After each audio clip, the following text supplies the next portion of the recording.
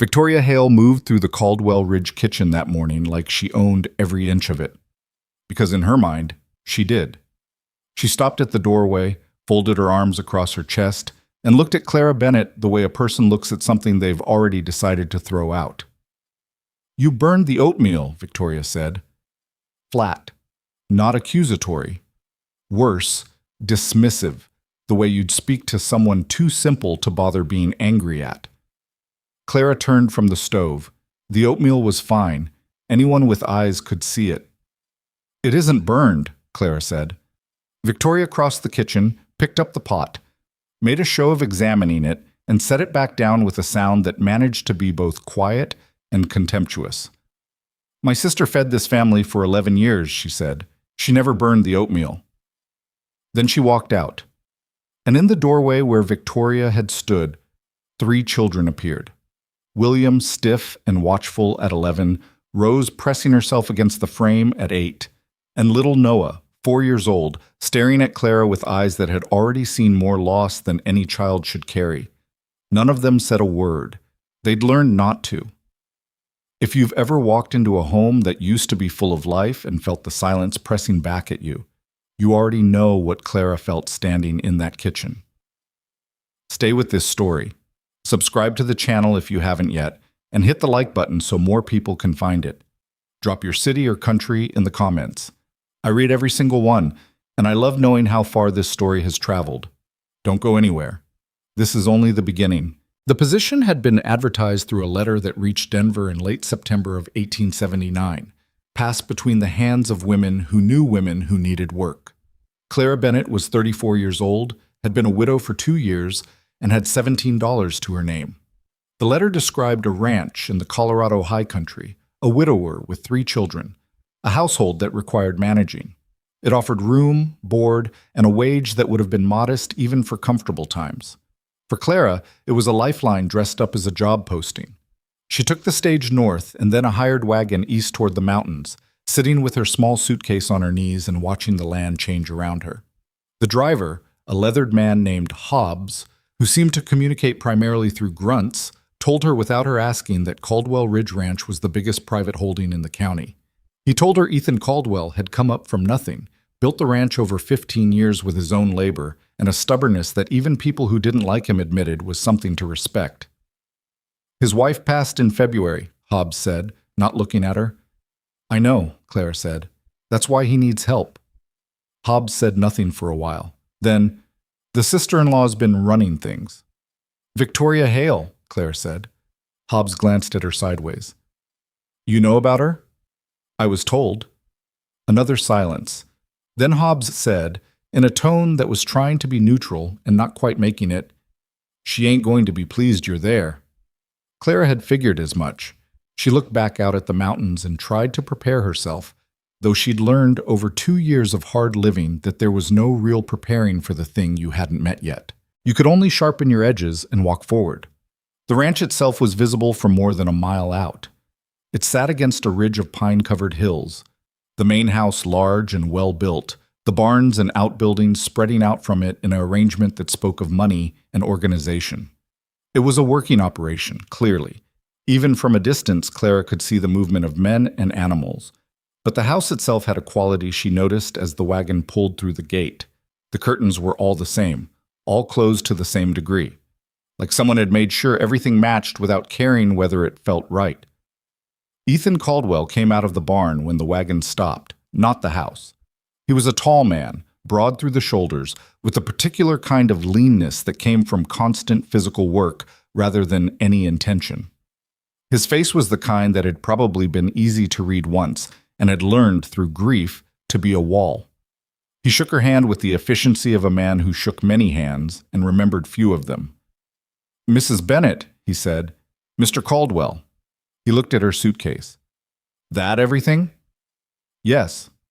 He didn't comment on that. He said, "I'll have someone show you the kitchen and your room. Meals are at 6, noon, and 6 again. The children eat with me. There are 2 ranch hands with dietary restrictions I'll have written down for you." He paused. "My sister-in-law, Mrs. Hale, has been managing the household. She'll remain here for the foreseeable future. She'll go over the household rules with you." Of course, Clara said. Something crossed his face, not quite apology, not quite warning. She has strong opinions about how things are done here. I'd expect nothing less, Clara said. This was her sister's home. He looked at her for a moment with an expression she couldn't quite read. Then he nodded once and went back to the barn. Victoria Hale was waiting just inside the front door. She was a handsome woman in her late 40s, dressed carefully in a way that communicated both grief and authority, as if she'd chosen her clothing deliberately to signal that she was both mourning and in charge, and anyone who missed one message would not miss the other. She looked Clara over without any pretense of subtlety. You're younger than I expected, Victoria said. I'm 34, Clara said. Margaret was 33 when she died. It was not a comparison designed to make Clara feel welcome. It landed where it was aimed. Victoria showed her the kitchen with the manner of someone presenting evidence. Here's the stove Margaret used. Here's the arrangement of the dry goods Margaret preferred. Here are the cups Margaret's children drink from every morning. She didn't say Margaret's name every time, but it was there in every sentence. A weight she was placing on the room deliberately, making sure Clara understood that she was moving through someone else's space. Clara followed and listened and did not push back. There was a time for that, and this wasn't it. The kitchen itself told her more than Victoria's words did. The stove needed work. One of the burners was running too hot on one side, the kind of thing that happened when no one who truly cooked was using it regularly. The dry goods were organized tidily, but some of the staples were running low in ways that suggested no one had been really paying attention to the practicalities. And the room itself had the feeling of a place being preserved rather than used. Clean, cold, correct. That night, Clara made supper from what she could find. A simple beef stew, biscuits from scratch, dried apple slices cooked down with a little cinnamon. Nothing elaborate. She'd learned that elaborate meant nothing if the food wasn't warm and solid and timed right. The children came to the table and sat with the mechanical obedience of people who had been told where to be and had stopped having opinions about it. William set his jaw and ate without comment. Rose picked at her food with her fork, moving things around more than consuming them. Noah sat in his chair and barely touched anything. Ethan ate. He thanked her briefly for the meal. Victoria said the seasoning was different from how Margaret had done it. Clara said, I'll learn what the family prefers. Victoria said, the family prefers things the way they've always been done. Ethan set down his fork. For one moment, the table was completely quiet. The kind of quiet that happens when everyone present is measuring how much they want to say against how much they should. Then William said quietly, It's good, ma'am. He said it the way an 11-year-old says something brave, knowing it might cost him something. Clara looked at him. Thank you, William. Rose glanced up from her plate, just for a second, and then back down. Noah didn't look up at all, but he ate 3 bites of the stew before the meal was over, which was, she would later learn, more than he'd managed in weeks. The first week was a quiet war conducted entirely in the language of household routine. Victoria rearranged the kitchen supplies Clara had reorganized. Clara reorganized them again without comment. Victoria instructed the housekeeper, a quiet woman named Pearl, that certain things were to be done in certain orders and that Mrs. Bennett's preferences were secondary to the household's established patterns. Clara worked around it. She fixed the stove on the second day using a set of tools she found in the utility closet and knowledge picked up from years of managing her own home on a tight budget. When it ran correctly again, she didn't mention it to anyone. She didn't need credit for it. She needed it to work. She was good at that. Finding the thing that needed fixing and fixing it quietly, without announcement. It was a skill she'd developed out of necessity, because she'd spent much of her adult life in situations where no one was going to applaud her for solving problems. The applause or lack of it was irrelevant. The problem was either solved or it wasn't. What she couldn't fix quietly was Noah. The boy was present in the house the way a ghost is present. You were aware of him, he occupied physical space, and yet there was no real contact with him. He sat through meals, moved through rooms, went to bed at the appropriate time, but his eyes had a quality she recognized from grief, the look of a person who is somewhere else most of the time, who only surfaces briefly and not all the way. She had been told by Ethan during their single formal conversation about the household that Noah had talked normally until February, that he'd been a talker, actually. The kind of 4-year-old who narrated everything and asked questions about whatever came into his head. Then Margaret died, and by March, he had reduced himself to a handful of words a day, and by April, to almost nothing. The doctor had been out twice. Both times he'd said, "Give it time," which was the kind of thing doctors said when they didn't know what else to say. Clara didn't know either, but she knew kitchens. She didn't approach Noah. She let him approach her in his way, which meant letting him stand in the doorway and watch. She moved around the kitchen without making too much of his presence, narrating small things to herself in a low voice, not performing for him, just talking the way she did when she worked, thinking out loud. The way a person talks when they're not trying to impress anyone, when they're just present in a task. On the 4th morning, she was rolling out dough when she heard the sound of him behind her, the small shuffle of boots on the kitchen floor that meant he'd moved from the doorway to somewhere inside. She didn't turn around. She kept rolling. "This dough," she said, to no one in particular, "needs another minute. It's still fighting me." From behind her, small and uncertain, came a single word. "Why?" She kept her face still. She didn't turn around. "Because dough is stubborn," she said. "It needs time to decide what it's going to be. You can't rush it." Nothing. She worked the dough. Then from a little closer, "What is it going to be?" "Bread," she said, "but it doesn't know that yet." No sound for a moment. Then the shuffle of boots again, coming closer this time, to the edge of the table. She glanced sideways, not at him, just in his direction, casual, and then back to her work. "You want to feel it?" she asked. The longest pause of the morning, and then a small hand appeared next to hers on the edge of the table. She kept her expression the same. She pressed the heel of her hand into the dough and said, "Like this. You push, then fold. Push, then fold." He watched. He didn't touch it yet, but he watched with his full attention, which was more than she'd seen from him in 4 days. That was enough for one morning. Victoria saw it. Of course she saw it. She had the talent of a person who has decided to distrust something. She watched for evidence without appearing to watch, and she found it. That afternoon, she found Clara alone in the kitchen and made herself a cup of tea she didn't particularly want and stood at the counter with it. "Noah is a sensitive child," she said. "I can see that," Clara said. "He doesn't respond well to strangers." "He hasn't spoken to me," Clara said. "I haven't pushed him." Victoria set down her cup. "You were in here with him this morning." "He came in on his own. I was making bread." He's not to be encouraged toward attachment to people who aren't going to stay. Clara stopped what she was doing. She turned and looked at Victoria directly, which Victoria hadn't expected. Most people, Clara suspected, moved sideways when Victoria came at them straight. "Mrs. Hale," she said, "I'm not encouraging anything. I'm doing my job, and my job is to keep this household running so that the children in it have what they need." Victoria's face was very still. "What they need," she said, "is what they had. I can't give them that. Nobody can." Clara said it without softness and without cruelty, just fact. "But I can give them what's available now." Victoria left the kitchen without finishing her tea. That evening, William found Clara on the back porch after supper, carrying a bucket of slops to the compost heap at the edge of the property. He fell into step beside her without being asked, in the way of a boy who had gotten used to accompanying adults on tasks because no one had told him not to. "She's not wrong, you know," he said. "Victoria." Clara glanced at him. "About what specifically?" "People don't usually stay." He said it with the flatness of a child who has processed something and come out the other side of it. Pa's had 3 housekeepers since Mama died. They all left within a month. "Why did they leave?"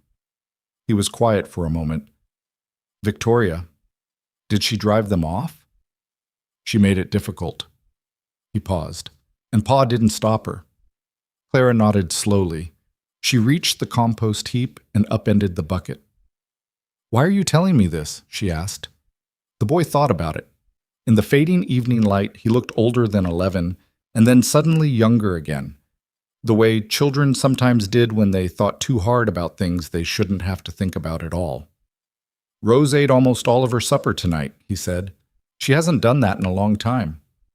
He took the empty bucket from her and walked back toward the house without waiting for her to respond. Clara stood there for a moment in the cooling air, Then she followed him in. The second week brought a different kind of pressure. Ethan had been largely absent from the house during the first week, present at meals, present in his study for an hour after supper, but otherwise out on the range with his men, doing the work that kept the ranch functioning.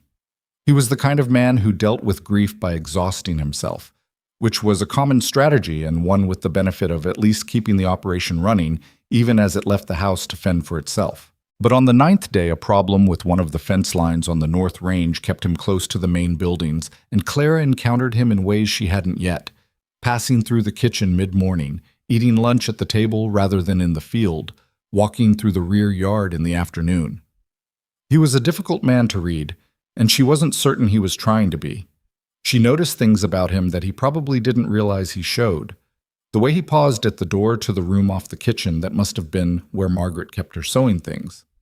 He didn't go in, but he stopped every time he passed it, just for a moment, before he continued. The way he watched Noah at meals with an expression that was trying to be neutral and not quite making it. Something complicated underneath, a kind of helplessness he'd clearly decided not to show. The way he thanked Clara for the food every meal, reliably, which she suspected was a habit he'd had for years rather than anything specific to her. On the 10th day, he appeared in the kitchen at an unusual hour, late afternoon, when she was working on supper, and stood in the doorway much the way Noah did, though with far less uncertainty and more the manner of a man who had walked into a room and then wasn't sure why. "Mrs. Bennett," he said, "Mr. Caldwell. How are you finding things?" It wasn't quite a question. She decided to treat it like one. "The kitchen's in better shape than it was," she said. "The stove was running uneven on the left burner. I adjusted it." He blinked. "When?" "Second day." He looked at the stove. "I didn't know it was wrong. It wasn't obvious if you weren't cooking on it." A pause. He leaned against the doorframe, arms crossed, in the posture of a man who had work to get back to and was finding himself not quite leaving. "The children seem—" He stopped. She waited. "Rose ate supper last night," he said. "She's been eating a bit more this week. She wasn't eating much before." He said it carefully, like he was handling something fragile. "She was getting thin." "She's still thin," Clara said, "but she's eating. That's the first thing." He looked at her. She kept her attention on the pot she was working with, which she suspected made it easier for him to keep talking. "What are you doing differently?" he said. "Not much," she said. "I just cook the food and try to make the kitchen a place where people want to be." "Victoria." He stopped. "Victoria manages many things well," Clara said, which was true enough. "The kitchen wasn't one of them. She's not a cook. She doesn't think like a cook." He seemed to consider this. "She raised objections about you adjusting the kitchen." "I know she did." "I didn't intervene." "I noticed." Something shifted in his face. Not quite embarrassment, not quite apology. "She's Margaret's family. She was here when—" He stopped again. "She's been here since February." "I understand," Clara said. "That doesn't mean—" He ran a hand along the back of his neck. "It doesn't mean I always agree with her." Clara looked at him then, briefly, and said, "Mr. Caldwell, you hired me to do a job. I'm doing it. Mrs. Hale has her concerns, and some of them are reasonable ones. But as long as you've asked me to manage this kitchen, that's what I'm going to do." He held her gaze for a moment.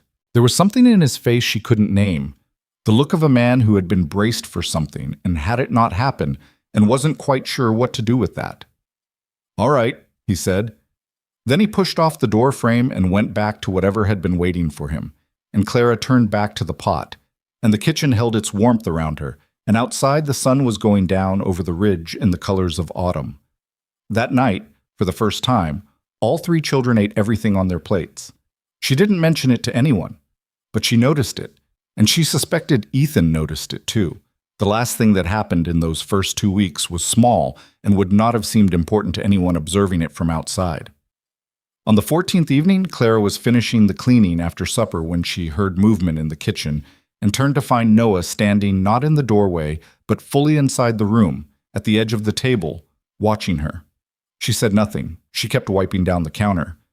After a moment, Noah said, I can dry. She looked at him. His face was completely serious, the gravity of a 4-year-old who has made a decision. That'd be a help, she said. She handed him a dish towel. He was too small to reach the counter properly, so she moved the step stool without comment, and he climbed up, and she handed him the first pot. He dried it with tremendous concentration, both hands working, the towel nearly as big as his arms. You're good at that, Clara said. Mama showed me, he said, and then he handed the pot back to her and held out his hand for the next one. She gave it to him. Outside, the Colorado night was coming down cold and clear over the ridge, and the wind was picking up from the west. The first suggestion of what was coming, though none of them knew it yet. The storms that would test every person on that ranch, that would break what was still breakable and reveal what was real underneath. But in the kitchen, a small boy dried dishes with great seriousness, and a woman let him, and the stove threw its warmth across the floor. And for the first time in almost a year, the kitchen at Caldwell Ridge Ranch felt, in some imperfect and complicated and entirely real way, like the kitchen of a home. The dish towel Noah had used that night stayed folded on the counter where he'd left it, and Clara found it there the next morning when she came down before dawn to start the stove. She left it where it was. She had learned, in the 2 years since her husband died and the life she'd built with him came apart, that some things were better left exactly where they were placed, that there was a kind of meaning in the small acts of a grieving person, in a folded towel, in 3 bites of stew eaten when nothing else had been eaten for weeks. That was easy to step on if you moved too fast. You had to walk carefully around those things, the way you walked around ice you weren't sure would hold. She got the stove going and put the coffee on and stood in the early dark listening to the ranch wake up around her. The sounds came in layers, first the horses in the far barn, then the movement of the early hands, then the creak of the house itself settling in the cold. Colorado mornings in October had a quality she was still adjusting to. A sharpness that got into your lungs and made you feel entirely awake, whether you wanted to be or not. By the time Pearl came down to help with breakfast, Clara had already made a decision about the morning's meal. Not elaborate. She wasn't trying to perform. But she'd found a jar of good preserves in the back of the pantry that no one had opened, and there were eggs enough for something real, and she had learned in 2 weeks that this family needed food that felt like it came from someone who meant it, rather than someone going through motions. Pearl watched her work with the quiet attention of a woman who had seen enough housekeepers come and go that she'd stopped forming opinions about new ones until they'd lasted at least a month. Victoria's going to have something to say about the preserves, Pearl said, not unkindly. Victoria can have whatever she'd like to say, Clara said. Pearl made a small sound that wasn't quite a laugh. She kept those for special occasions. It's Thursday, Clara said. Children need to eat well on Thursdays, too. This time Pearl did laugh, briefly, and then stopped herself like she'd forgotten she was allowed to. Breakfast that morning was the first meal where all 5 people at the table were present in more than just body. It happened gradually and without announcement, the way real things usually happened. Rose reached for a second biscuit and then looked up, as if surprised at herself, and then ate it without putting it back down. William poured his own coffee. He had apparently been drinking it for months, which Clara had noticed and not commented on, because an 11-year-old who had taken on a grown man's responsibilities probably needed the caffeine, and actually relaxed his shoulders somewhere in the middle of the meal, which was the first time she'd seen him do that. Noah ate with the focused determination he now brought to anything kitchen-related, which seemed to be becoming, in some small way, his territory. Victoria ate and said nothing, which was its own kind of comment. But she ate. Ethan looked up from his plate at one point and looked around the table, and Clara caught his expression before he put it back where he kept it. That complicated undercurrent, the helplessness and something else underneath it that she didn't have a name for yet. After breakfast, when the children had scattered to their morning routines and Pearl was washing up, and Ethan had gone out to meet his foreman, Victoria stayed at the table. Clara was clearing the last of the dishes when Victoria said, without preamble, "You opened the preserves." "I did," Clara said. "Those were Margaret's." Clara set the plate she was holding down on the sideboard and turned. "Mrs. Hale, were they put up by Margaret herself or purchased?" Victoria blinked. It was not the response she'd expected. Purchased, from the Harmon store in town, But Margaret always, then I'll replace them on the next supply order, Clara said. Same brand, same variety. I'll ask Pearl which store. She picked up the plate again. Rose had seconds this morning. Victoria's mouth was still open around whatever she'd been about to say. She closed it, opened it again. I noticed? She's still too thin, Clara said, but she ate. A long pause. Victoria picked up her coffee cup, found it empty, and set it back down. She was eating better before, in the spring. After the funeral, there was a period when she stopped. When people brought food, Clara guessed. Victoria looked at her sharply. That's usually how it goes, Clara said, not unkindly. After a death, the community brings food for a few weeks, and the house feels full, and then it stops, and the house is quiet again, and that's usually when it gets hard. Victoria looked down at her coffee cup. She was eating in March. And then by April? Less. By summer, almost nothing. Clara nodded. She'd suspected something like that timeline. She carried the last dishes to the wash basin and said without turning around, She's not replacing her mother. She's just hungry. She'd forgotten she was allowed to be. She heard Victoria push back her chair, and for a moment she thought she'd pushed too far. But Victoria only stood and said, in a voice that had something uncertain in it, the preserves should go on the top shelf on the left. Margaret kept them there so the children could see them. Then she left. Clara stood at the wash basin for a moment. Then she moved the preserves to the top shelf on the left. The days had a rhythm now that the first 2 chaotic weeks had lacked, and rhythm, Clara had learned, was itself a form of stability. It wasn't happiness. She didn't think this household was anywhere near happiness, but it was ground underfoot, which was better than the sense of sinking she'd walked into when she first arrived. She learned the ranch's patterns the way you learned a landscape, by moving through it until the shape of it became familiar. The hands came in for their midday meal at 12:30, not 12, because of the distance from the north pasture. Ethan took coffee, but not tea. William could be found at the fence line east of the barn on Tuesday and Thursday afternoons, not because anyone had asked him to be there, but because he'd apparently decided it was his job to inspect it, and no one had told him otherwise. Rose liked to draw, but kept her paper hidden in a book so no one would ask her about it. And Noah was becoming a fixed point in the kitchen in a way that Clara had started building her mornings around, leaving small things for him to do when he came down. A bowl that needed stirring, an apple that needed watching. It was imperfect. She was imperfect.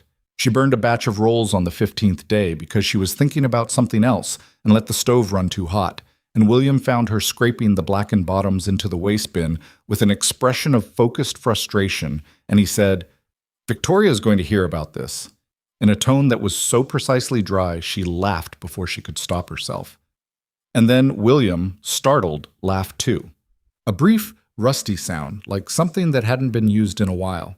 He stopped quickly, but he didn't apologize for it, which she took as a good sign. Victoria did hear about the rolls. She came into the kitchen that afternoon with the particular walk of someone who has been handed information they've been waiting for. I understand the morning baking had some difficulty, she said. It did, Clara said. Margaret never... I know, Clara said. And I burned a batch of rolls. They're in the waste bin if you'd like to inspect them. She handed Victoria the next batch, which had come out perfectly. These weren't. Victoria took the roll. She did not, to her credit, put it down. You're not going to apologize, Victoria said. For burning rolls, I already did to myself, which is the relevant party. Clara turned back to the counter. If it happens again, I'll apologize to the family at dinner, but I don't think it will. Victoria bit into the roll. She chewed. She set the other half back down on the counter, not throwing it away, just setting it down, and walked out without another word. Pearl, who had been very still near the dry goods shelf during this exchange, let out a slow breath. Nobody talks to her like that, Pearl said. Probably should have years ago, Clara said. But I mean no harm by it. She's not a bad woman. No, Pearl agreed. She isn't. The trouble Clara was coming to understand was not that Victoria was cruel. The trouble was that Victoria had organized her grief into a system, and the system's first principle was that nothing at Caldwell Ridge should change, because change meant distance from Margaret, and distance from Margaret meant loss. and Victoria had already lost more than she could hold. The household preserved in amber. The kitchen kept exactly as it was. The children managed, not parented, because parenting meant moving forward, and moving forward meant leaving Margaret behind. It was not malice. It was terror, dressed up as authority. But the consequence of it was 3 children who had been, for 8 months, carefully tended and quietly suffocating. Ethan understood this on some level. She could see it in the way he moved around his own house. Careful, apologetic, as if he were a guest in a place he'd built with his hands. He had given Victoria authority because he hadn't known what else to do with his grief, and she had taken it because she hadn't known either, and the result was a household where everyone was following rules designed to hold still a life that had already moved on without their permission. She was thinking about this on the 18th day when William appeared in the kitchen doorway after school. He rode to the small school in Harmon 2 days a week when the weather allowed, and stood there with a look on his face that she'd learned to pay attention to. "Problem," he said. "What kind?" Peterson's boy said something to Rose. Clara kept her hands where they were on the counter. "What did he say?" "That her mother died because Pa didn't love her enough to get the doctor in time. He said it the way you said something when you were trying very hard not to feel it. Flat, reported." Clara was quiet for a moment. "Did Rose hear him?" "She was right there." "Where is she now?" "Barn, left side in the back corner where the old tack is stored." He paused. "That's where she goes." "How long has she been going there?" "Since March." Clara dried her hands on her apron. "Did you hit the Peterson boy?" William's jaw shifted. "No." "Good. Did you want to?" A pause. "Yes." "That's reasonable," Clara said. You're not going to." "I know. Sit down. I'll be back in a few minutes." She found Rose exactly where William had said, in the back corner of the left side of the barn, on a hay bale behind a stack of old saddle blankets, with her knees pulled to her chest and her face turned to the wall. Not crying, past crying, into the dry, hollow place on the other side. Clara sat down on the hay bale beside her without asking permission. For a while, neither of them said anything. Outside, one of the horses moved in its stall, and the barn smelled of hay and leather and the cold beginning to come in under the door. "He was wrong," Clara said eventually. Rose said nothing. "Not just wrong to say it, wrong about the fact."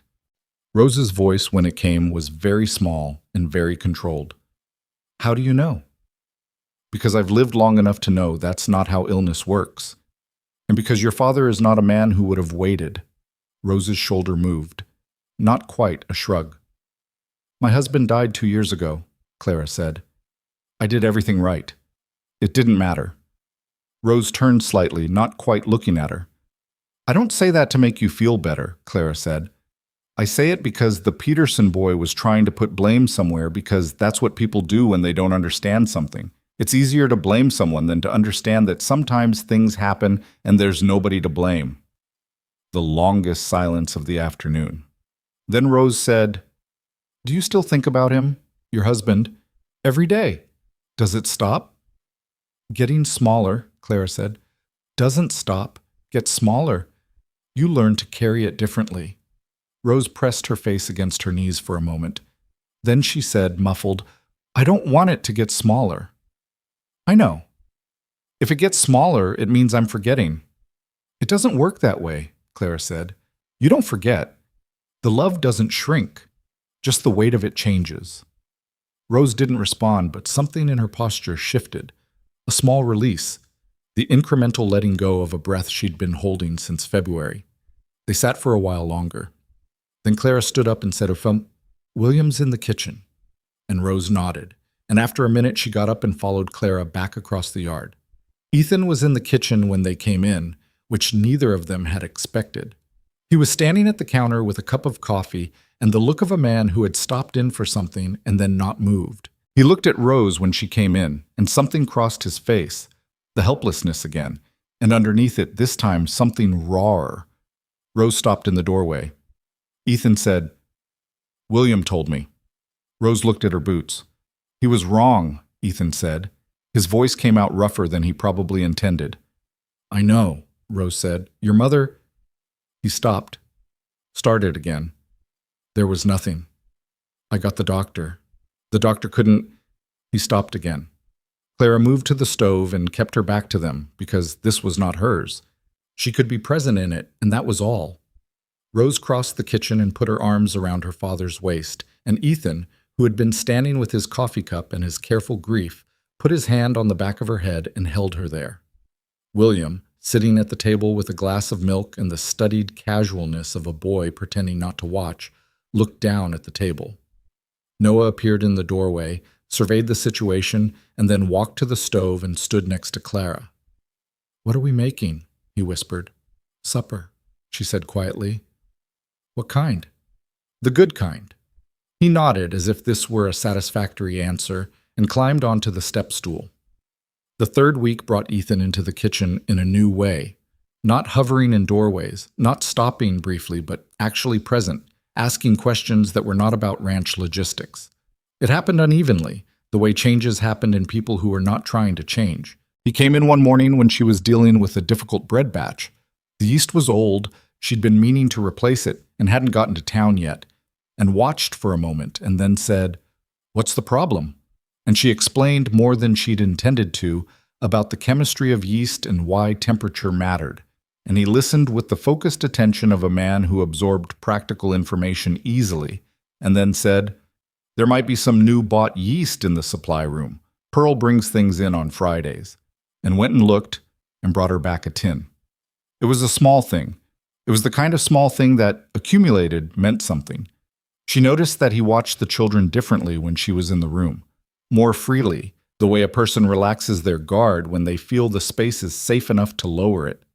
He still didn't talk much at meals, but he stopped eating in the efficient, distracted way of a man who was only refueling and started eating in the slower manner of someone sitting at a table he was actually present at.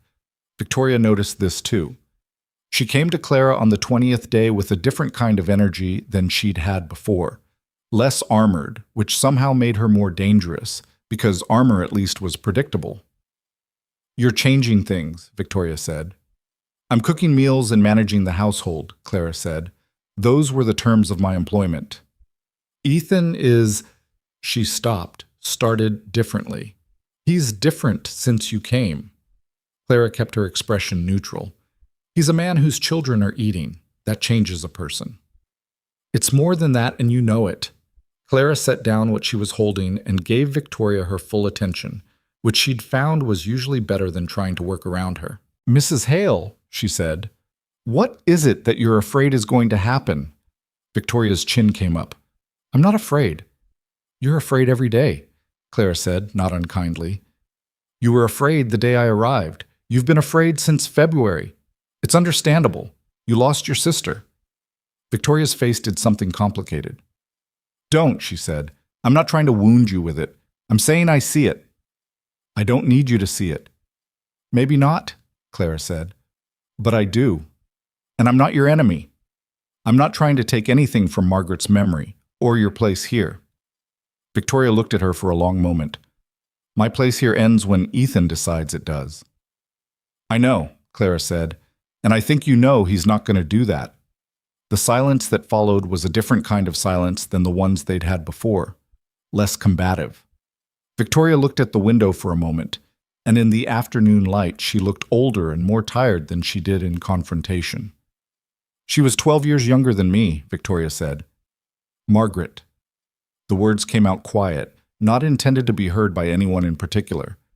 "I practically raised her after our mother passed. She was supposed to—" She stopped. Clara waited. Victoria shook her head very slightly. "The preserves on the left shelf," she said. "That's where they go." "I haven't moved them," Clara said. Victoria looked at her. Something shifted in her face. Not softness exactly, but the exhaustion underneath the rigidity showing through for just a moment. "The children need a winter supply of salt pork," she said. "Margaret always ordered it in October from the Harmon store. Ethan forgets." "I'll put it on the supply order," Clara said. Victoria nodded. Then she left. Pearl came out from the pantry where she'd been reshelving. She looked at Clara with an expression of mild astonishment. "That's the closest she's come to a conversation with a housekeeper in 8 months," Pearl said. Clara didn't respond to that, but she added salt pork to the supply list and underlined it. On the 23rd day, Noah spoke 12 words to her without prompting. On the 24th, he spoke more. He had apparently been keeping inventory of questions he had not asked anyone in months, and the questions were coming out now in no particular order. About bread yeast, about why some wood burned different colors, about whether horses dreamed, about what happened to rain after it soaked into the ground. Clara answered all of them with full attention and no condescension, which was simply how she spoke to anyone who asked her a genuine question. On the 25th day, she saw him run in the yard. Not purposefully, not toward anything, just running. The random velocity of a child whose body had remembered it was still a child's body.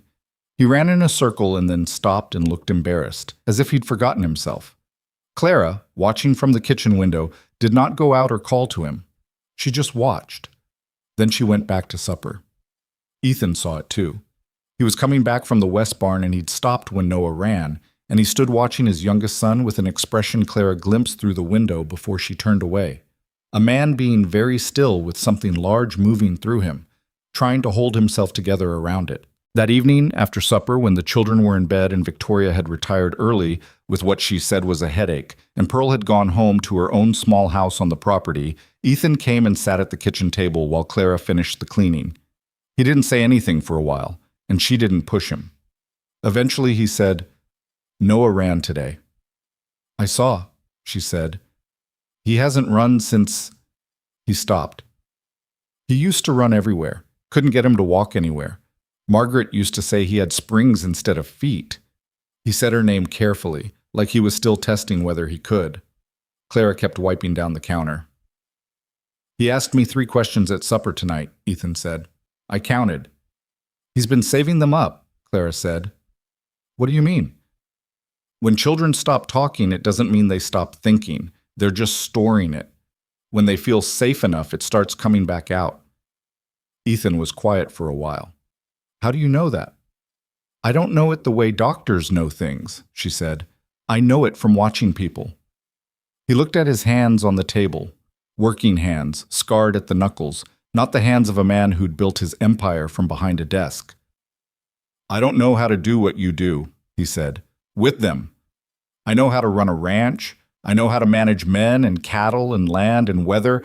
I don't know how to—" He stopped. "Nobody knows how to do it," Clara said. "You learn it by doing it, same as ranching." I didn't feel like I was learning it. I felt like I was failing it. She turned and looked at him. "Rose ate tonight. William laughed 3 days ago, which I suspect you didn't know. And Noah ran in the yard." He looked up at her. "You didn't cause those things," she said, "but neither did you prevent them. That's not failure. That's a man who kept the lights on while the rest of it worked itself out." Something in his face shifted, and for a moment he looked less like the man who controlled thousands of acres and more like someone who was just tired and trying and doing what he could. "Margaret would have known what to do," he said, "from the first day." "Maybe," Clara said. "But she's not here, and you are, and the children are, and that's what there is to work with." He was quiet for a long moment. Then he nodded once and pushed back his chair. "The north fence line needs work before the first hard snow," he said, back to the voice he used for practical things. "I'll be out early tomorrow." "I'll have coffee ready by 5, Clara said. He stopped at the door. "Mrs. Bennett." He said it without turning around. "I don't—" A pause. "I'm glad you stayed." Then he went out. Clara stood in the kitchen for a moment. Outside, the wind had shifted overnight, coming now from the northwest with a different quality in it, the first suggestion of what was building out past the mountains, though she couldn't have named it yet. She could only feel it the way you felt a change coming before it announced itself. She banked the stove for the night and went to bed, and the ranch settled into the dark around her, imperfect and fractured and slowly, unevenly, without any particular grace, beginning to find its way back toward something that might, in time, come to resemble itself. The wind that had been building from the northwest all week finally said what it had been trying to say on a Thursday morning in late November, when Clara came downstairs before 4 and found the kitchen windows already opaque with frost. She'd been a Colorado woman long enough to read weather the way she read people, not from what it announced, but from what it was doing with its hands. And this morning, the wind was doing something deliberate. She stood at the window and looked out at nothing, because there was nothing to see. Just the dark pressing close to the glass, and the sound of the pines along the ridge working against it, and the quality of cold that was not the ordinary cold of autumn, but the specific cold of something that had decided to arrive and intended to stay. She got the stove going and put water on and stood there thinking while it heated. By 5 o'clock, Ethan's foreman, a broad, quiet man named Dix Hooper, was at the back door. His face was reddened from the walk across the yard, and his hat was already carrying a rim of ice crystals. "Coming in hard," he said when Clara opened the door. "How bad?" He looked at the sky, which was not a sky anymore, but a solid thing, low and moving. "Bad," he said. "Cattle spread on the north and west range. We got maybe 4 hours before it's too deep to move them." Ethan was already coming down the stairs. He'd heard Dix's voice. He was pulling on his coat with the focused speed of a man who did not waste motion in an emergency, and he asked Dix 2 questions about the location of the herd and the state of the fence lines while Clara poured coffee into a tin cup and put it in his hand without his asking. He drank it standing, coat half-buttoned, and looked at Clara over the rim. "This is going to be a long day," he said. "I know," she said. "Go. I'll manage here." He nodded, finished the coffee, handed her back the cup, and was out the door into the dark with Dix before she'd set it down. She stood in the kitchen for a moment and listened to the storm. Then she woke Pearl. The ranch hands began coming in and going out in overlapping waves through the morning, pulling on layers and taking supplies and leaving again into what had become, by 7, an actual wall of white. Clara kept the stove running at full capacity and made food in quantity. Not fine food, not careful food, but food that was hot and dense and high in fat and salt, the kind that kept a man's body working in brutal cold. Biscuits, bacon, salt pork, beans kept at a simmer, coffee always on and always fresh. Pearl moved beside her with the efficiency of a woman who'd lived through Colorado winters and knew what they asked of a kitchen. The children came down at their usual time and immediately understood that something had shifted in the household's gravity. William took one look at the organized chaos, the men coming through, the constant cooking, Clara and Pearl moving in practiced counterpoint around the stove, and said simply, "What do you need?" Clara glanced at him. "Can you carry?" "Yes." "Take that pot to the barn, carefully. Come back for the coffee." He took the pot with both hands and went out into the snow without putting on his coat first, which she caught and called after him. And he came back and got his coat with the impatient efficiency of a boy who had decided he was useful and was not going to let minor obstacles interfere with that. Rose stayed in the kitchen and helped Pearl with the biscuits, working the dough with a seriousness that suggested she understood the morning was not ordinary. Noah stationed himself beside Clara, which was where he usually stationed himself when he was uncertain, close enough to see what her hands were doing, quiet enough not to be in the way. By 9 o'clock, the storm had taken full possession of the valley. The first injured man came in at 9:30.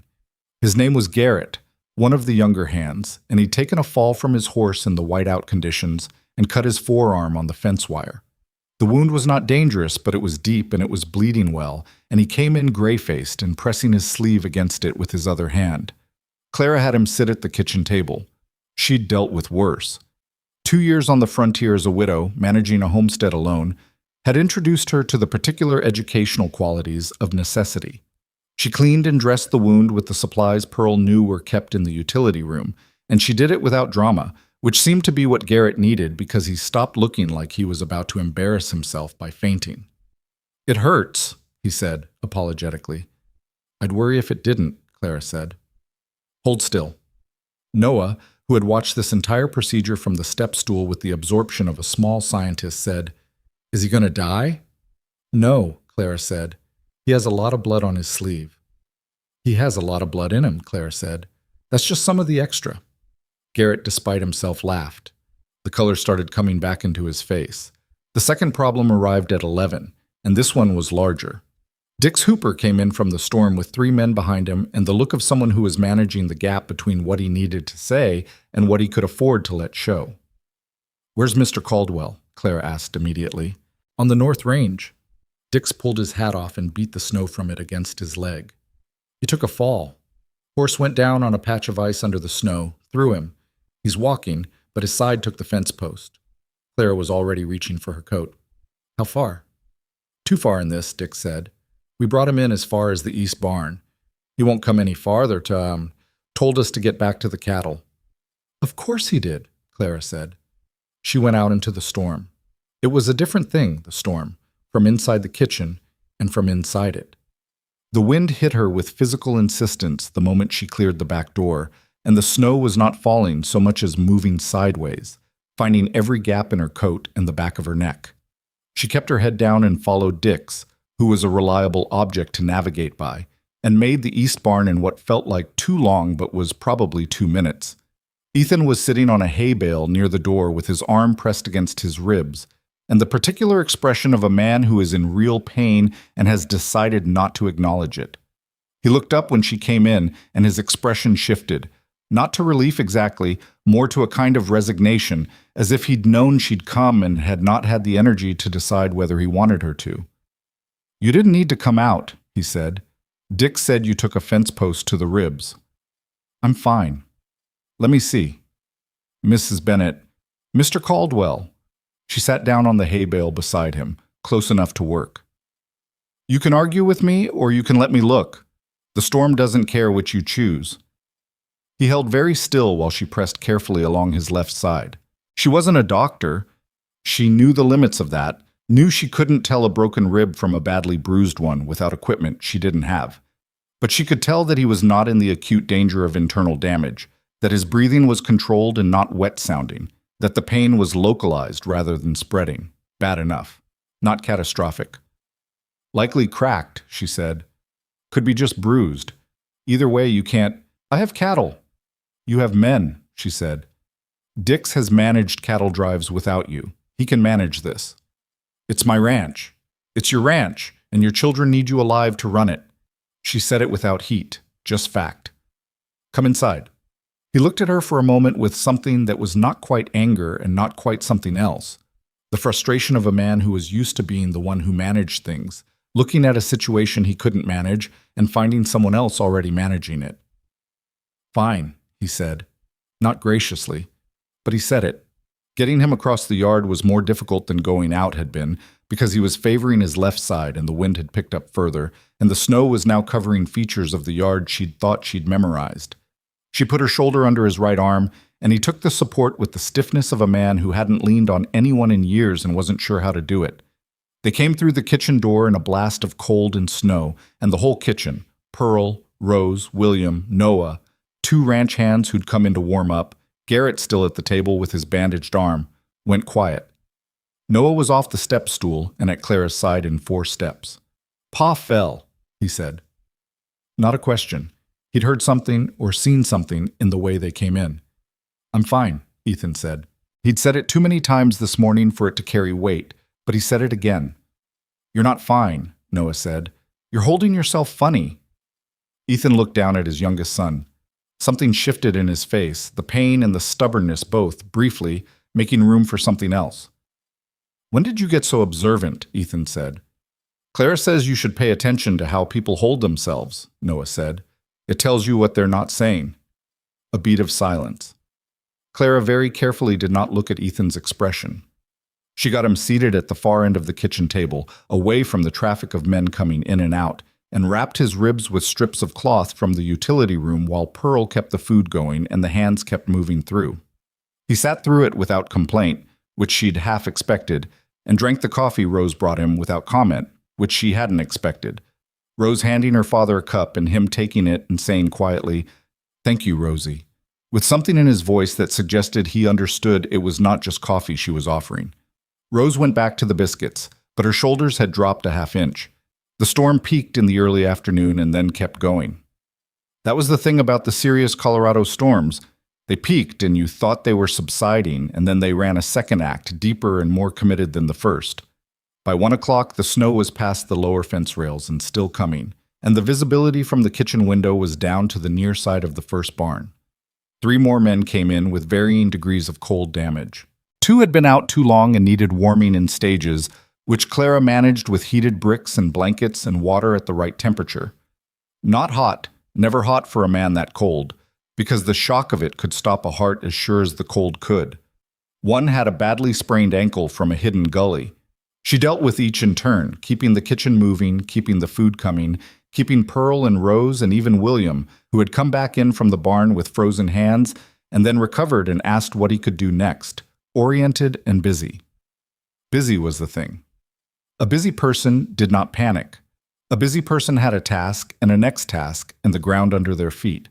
She had learned this during the hard first year after her husband died, when the homestead had to be managed regardless of grief, and the management of it had been, perversely, the thing that kept her from going under. Grief liked stillness. Work did not allow stillness. So she had worked. Ethan watched her from the end of the table through the afternoon, and she was aware of his watching in the way she was aware of the stove's heat, as a steady background presence, not intrusive, just there. At 2 o'clock, Victoria came downstairs. She appeared in the kitchen doorway and stopped, taking in the controlled chaos. The men, the food, the organized triage of cold and injury, Pearl and Clara moving in their established rhythm, the children each with their roles, the steam and the smell of good hot food filling every corner of the room. She stood there for a moment. Then she went to the linen closet, pulled out 4 more blankets, and brought them to Clara without a word. Clara took them without a word. Victoria looked around the kitchen, looked at Rose working the biscuit dough with her sleeves rolled up, looked at Noah, who was stirring the bean pot with his tongue between his teeth, looked at William, who was organizing the woodpile near the stove to keep the supply consistent. She tied on an apron. "Where do you need me?" she said to Clara. Clara didn't pause. "Garrett's arm needs the dressing changed in about an hour. Pearl will show you the supplies." Victoria nodded. No argument, no comment. She went and stood near Pearl and paid attention. It was the smallest thing. It was not an apology, and it was not a peace treaty, and it was not a transformation. It was a woman in a crisis putting on an apron and asking where she was needed. But Clara felt it the way you felt a sound you'd been listening for. The particular relief of attention releasing that you'd stopped noticing was there. By 3 o'clock, Dix Hooper was back. He came in and shook the snow from himself and looked around the kitchen and found Clara and said, "Cattle's in," with the flatness of a man who'd done something very hard and was not going to make a speech about it. "All of them?" Clara asked. "Lost 6 on the West Range. Couldn't get to them in time. Rest are in the South pasture." He paused. "It held." She nodded. She handed him a plate. He sat down at the end of the table beside Ethan, and the 2 men sat together in the way of men who have done hard things alongside each other for long enough that they didn't need to narrate it, and they ate. The storm kept its pace through the afternoon and into the early dark, which came before 4 at this time of year. The men who had come in for warmth and food cycled back out and back in again, and the kitchen ran without stopping, and Clara did not sit down until almost 5 o'clock, when she took exactly 10 minutes on the bench near the stove and drank half a cup of coffee that was already cold and ate a biscuit standing up because sitting down felt like something she might not get up from. Noah found her there. He climbed onto the bench beside her and leaned against her arm, which he had never done before. This small, deliberate claiming of contact, the way children sometimes did when they decided you were safe enough for that. She held very still, the way you held still with a wild thing that was choosing to come near. After a moment, he said, "You fixed everything today." "I didn't," she said. "The men's hands, and Pa's ribs, and the food." "That's just what was needed," she said. He was quiet. Then, "Mama used to say the kitchen was the part of the house that held everything else together." He said it without the careful tiptoeing most people used when they brought up Margaret. He said it the way he was learning to say things again, directly, from wherever the thought came from. "I think that's true." Clara looked at the stove. "I think so too," she said. Outside, the storm was entering its 3rd act, which nobody had expected. A hard and sustained hour of wind that pushed against the walls of the house and found every weakness and worked at it, the cold pressing through every gap. But inside the kitchen, the stove was running full, and the soup was still hot, and the people in the room were upright and functional and fed. And that was what a kitchen could do. which was not everything, but was not nothing. Ethan came to the stove at 6 to refill his coffee and stood beside her for a moment. "How's the side?" she asked. "Manageable." "That means it hurts considerably." He almost smiled. It didn't quite make it to his face, but it got to the corner of his eye. "I was going to say manageable." "You should sleep on your right side tonight. Don't lift anything until Dix tells you the cattle situation is stable." I'm not asking," she said. He looked at her. That thing was in his face again. The thing she'd been seeing more often over the past weeks, the specific expression of a man who was used to being in charge, looking at a situation where someone else had been in charge, and finding he didn't entirely mind. "You did well today," he said. "More than well." Pearl did well. Victoria helped. The children, She stopped. "The children, he said. "William carried pots in a blizzard without complaint. Rose kept the biscuits going for 6 hours. Noah," she looked at the corner where Noah had fallen asleep on the bench, his head tipped against the wall, finally stilled by the long day. "He told me the kitchen holds everything together." Ethan looked at his sleeping son for a moment with an expression she couldn't look at directly.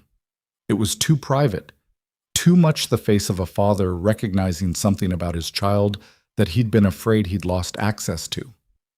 "Margaret used to say that," he said very quietly. Clara said nothing. "She used to say the kitchen was the heart of a house." He looked at his coffee cup. "I thought she meant the food. I think she might have meant this." He gestured very slightly, not at any specific thing, just at the room, at Pearl wiping down the counter, at Victoria, who had stayed and was folding the used linens into a pile near the door, at Rose, asleep in the chair in the corner, her head on her folded arms, at Noah on the bench, at the men still at the far end of the table, talking low. Clara looked at all of it.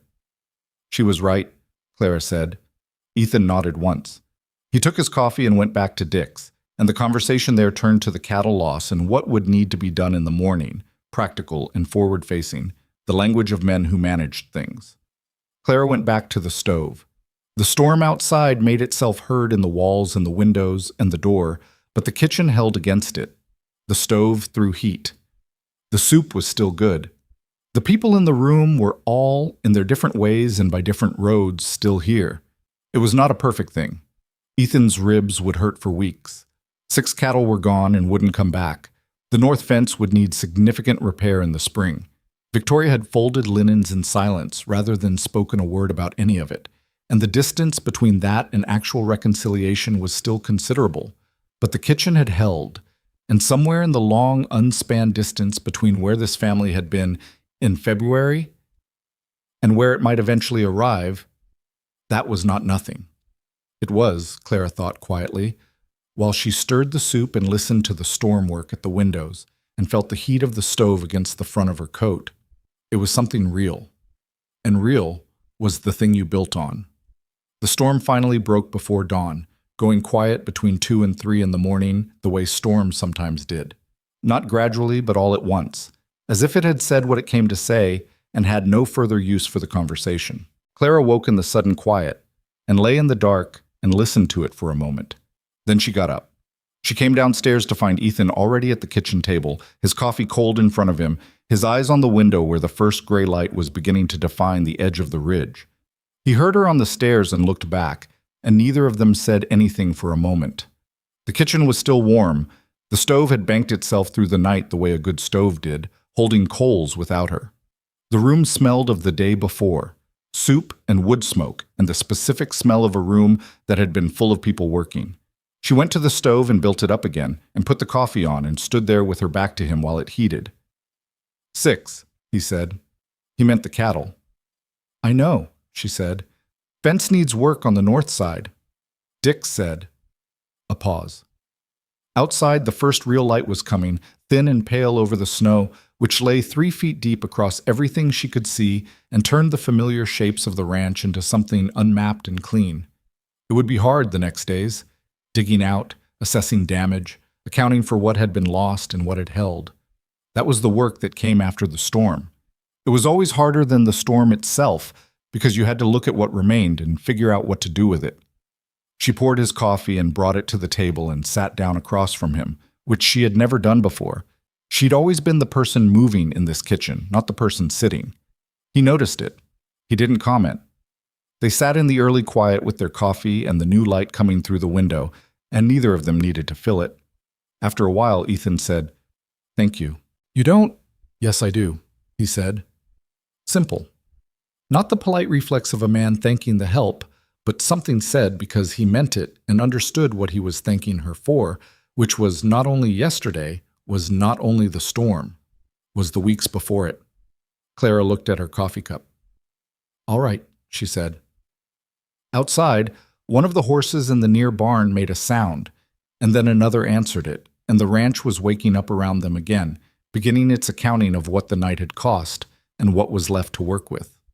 Which was, Clara thought, not so different from everything else. You looked at what remained, and then you figured out what to do with it. The digging out took 4 days, not because the snow was impossible. Dix Hooper had managed worse, and the hands were experienced men who knew how to work in the aftermath of serious weather, but because the storm had been thorough in its damage, and thoroughness required a thorough response. The north fence was down in 3 sections.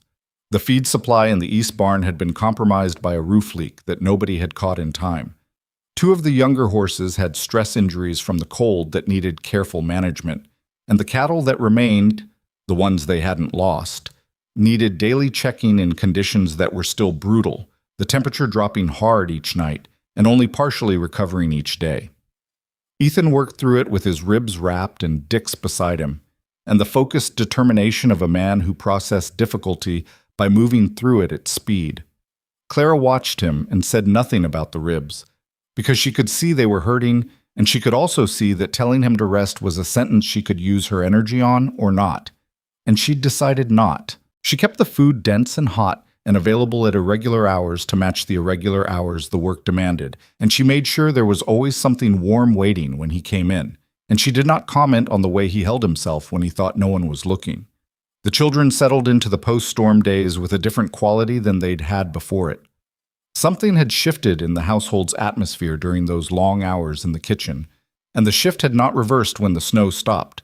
It wasn't dramatic, none of it was dramatic, which Clara had come to understand was how real change actually worked, not in revelations, but in the slow accumulation of small, irreversible things.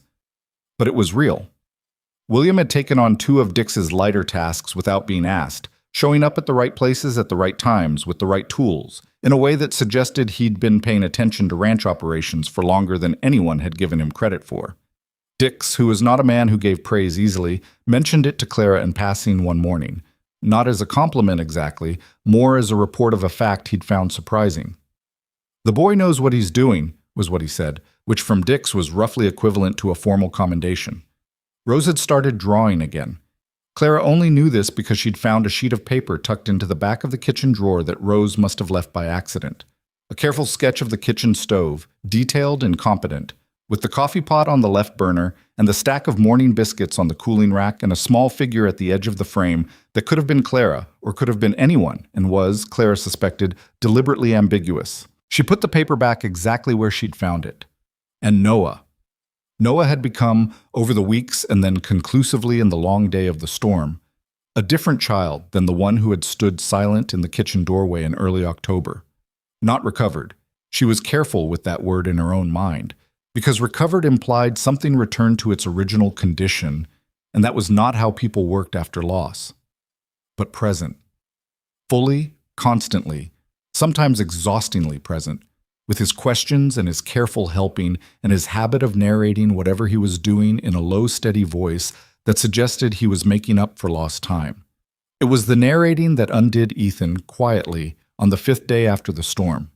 He came in from the north fence at midday, cold and tired and careful with his left side, and found Noah at the kitchen table explaining to a very patient Pearl exactly how bread rose, using a lump of dough Clara had given him to work with and a level of technical detail that a 4-year-old should not reasonably have possessed. "The yeast is alive," Noah was saying with great seriousness. "It eats the sugar, and then it breathes out, and that's what makes the bubbles. Clara says it's like tiny animals living in the bread." Is that right? Pearl said. You can't see them, but they're there. They have to be warm or they stop working. Cold makes them sleep. Ethan stood in the doorway and listened and did not announce himself. Clara, at the stove, saw him from the corner of her eye and kept her attention where it was. My mama knew about bread, Noah said in exactly the same tone he'd used to explain the yeast, present tense and matter of fact, not the careful walking on ice quality that Margaret's name had carried in this house for months. She made it on Saturdays I used to watch. What did she make? Pearl asked. The kind with the seeds on top. I don't remember what they're called. He poked the dough thoughtfully. Clara makes the plain kind. It's different, but it's also good. Ethan came into the kitchen then, because he had to move eventually, and Noah looked up and said, Pa, did you know bread has animals in it? Without any break in his conversational flow, the way children moved between topics and people without the transitions adults needed. I did not know that, Ethan said. His voice was steady. His face was doing considerable work to keep it that way. Clara explained it. Do you want some? It's not done yet, but it's going to be ready for lunch. I'll wait, Ethan said. He got his coffee and sat at the far end of the table and drank it. And Clara did not look at him directly, but she was aware of him in the way she was aware of the stove, as something radiating heat that she'd learned to measure without staring at. After a while, he said quietly to the room, rather than to anyone in particular, he talked like this before, constant, about everything. Clara didn't respond right away.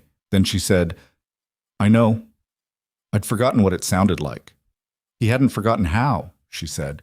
He just needed somewhere safe to put it again. Ethan was quiet for a long time after that. Noah kept explaining bread to Pearl, the stove kept running, and the kitchen held its warmth around all of them, imperfect and a little crowded and entirely real. The conversation between Ethan and Victoria happened on the 7th day after the storm, and Clara was not present for it, but she heard enough from Pearl and read enough in both their faces afterward to understand what had been said and what it had cost each of them. Victoria had come to Ethan's study after supper, had knocked, which she apparently didn't usually do, just walked in as she'd been doing for 8 months, and had asked to speak with him. Pearl had been in the hallway and had heard the beginning of it before tactfully removing herself, which meant Clara got the beginning secondhand and the ending from the evidence of both people's expressions over the following days. What Pearl had heard was Victoria saying, I owe you an apology, Ethan, and I owe Mrs. Bennett one as well.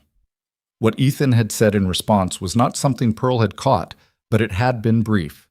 And then the door had closed and Pearl had gone about her business. Clara saw Victoria the following morning at breakfast and said nothing about it, because Victoria's face had the particular quality of someone who has done something difficult and does not want it remarked on, wants it simply acknowledged in the abstract and then moved past. Clara could do that. She was good at that. What changed after the conversation was not dramatic, but it was consistent. Victoria stopped reassigning the kitchen supplies. She stopped measuring Clara's meals against Margaret's. She started doing, instead, something Clara hadn't expected. She started being useful. Not in the passive-aggressive way of a person doing something while making sure you knew they were better at it than you, but genuinely practically useful. She knew the ranch's history and its patterns in ways Clara couldn't know after 2 months, and she started offering that knowledge in small, specific ways.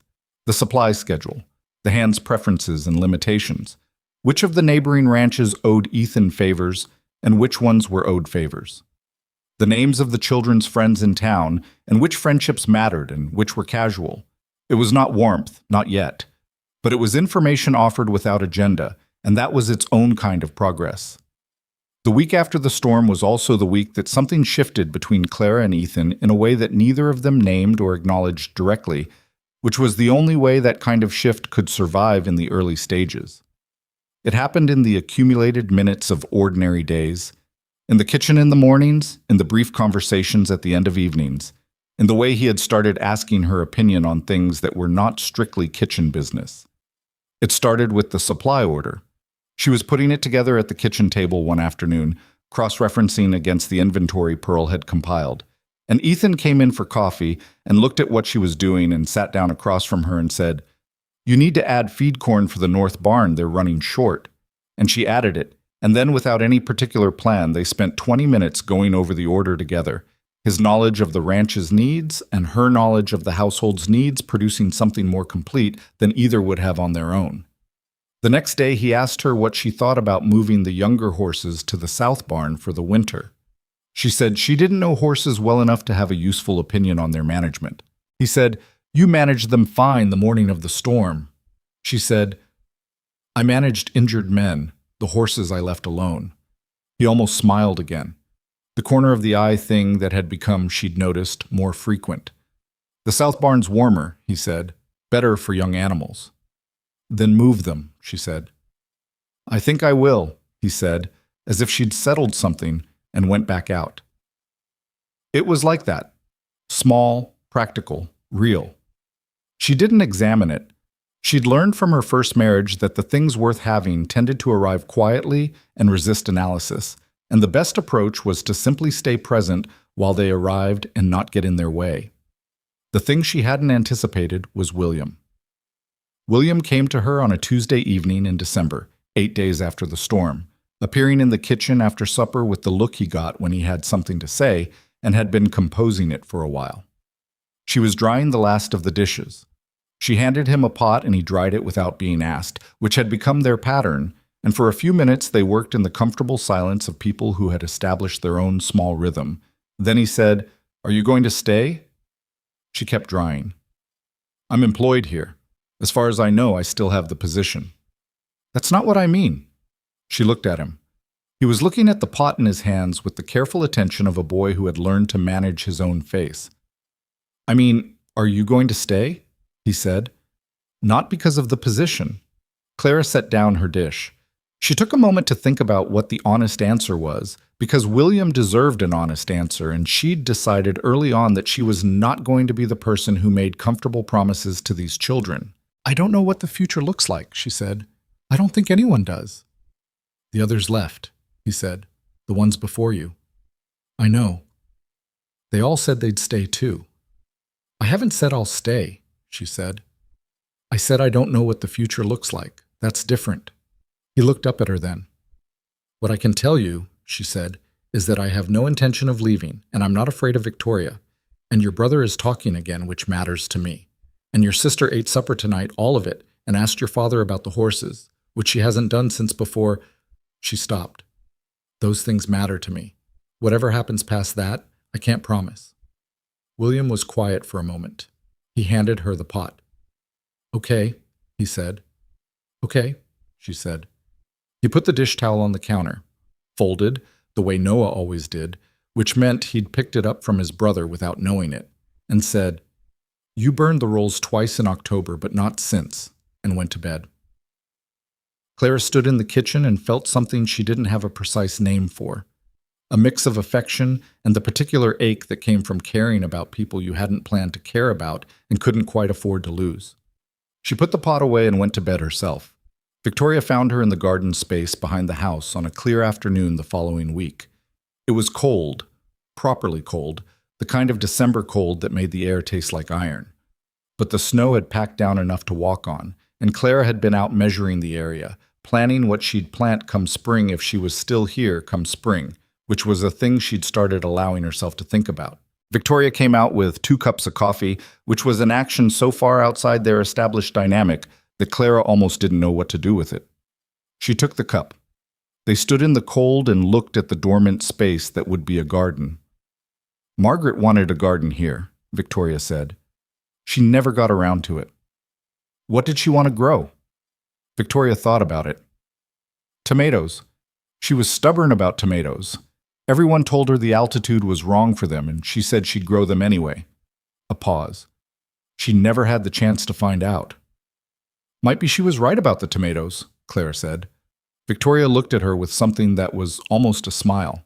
Not quite, but close. "You could find out," Victoria said. "I intend to," Clara said. They stood in the cold for a while longer. Then Victoria said, "I wasn't kind to you when you came." "No," Clara agreed. "I wasn't kind to the others before you either, the ones who didn't stay." "I know." "I told myself it was for the family, that I was protecting the family." She looked at her coffee cup. "I think I was protecting myself. It's easier to protect yourself when you can call it something else. Clara said nothing. She let it sit. Margaret would have liked you, Victoria said eventually. That's what made it hard. I could see it from the beginning, and I didn't want anyone to. She stopped. I understand, Clara said. I'm not sure you can. No, Clara said. Not exactly, but close enough. She looked at the garden space. I had a husband. I know what it is to lose someone who was the center of everything and then watch the world keep going as if it doesn't know that. She paused. You don't want the world to keep going. You want it to stop and acknowledge what happened. Victoria was very still. And when it doesn't, Clara said, when people keep eating and the seasons keep changing and children keep needing things, it feels like betrayal, like everyone's forgetting. Yes, Victoria said, very quiet. They're not forgetting, Clara said. They're just alive. The silence that followed was a different quality than any silence they'd had before. Not comfortable, it was too new for that, but not hostile. Just two women standing in the cold with their coffee, in the space where someone had once wanted to grow tomatoes, holding between them the particular weight of what grief did to the people it left behind. The children, Victoria said eventually. They're better. They are. Noah especially. She paused. I was wrong about that. About him needing to be left alone.